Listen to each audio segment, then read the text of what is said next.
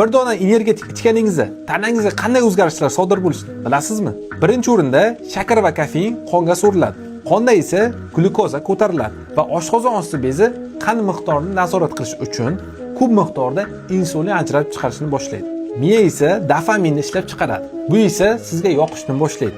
Bir necha daqiqadan so'ng kofein ta'sir qilishni boshlaydi.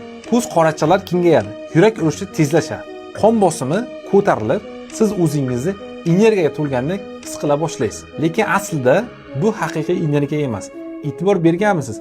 1-2 soatdan keyin o'zingizni holsiz his qilishni boshlaysiz. Bunda qonda qand miqdori tushib ketgan bo'ladi. Aslida miya yana doza xohlayotganini anglatadi. Shunday qilib, siz energetiklarga o'rganib qolasiz. Agar bu holat uzoq vaqt davom etsa, diabet, semizlik va yurak-qon tomir kasalliklarini keltirib chiqaradi. Bu videoni yaqinlaringizga yuborib qo'ying va bizga obuna bo'lishni unutmang.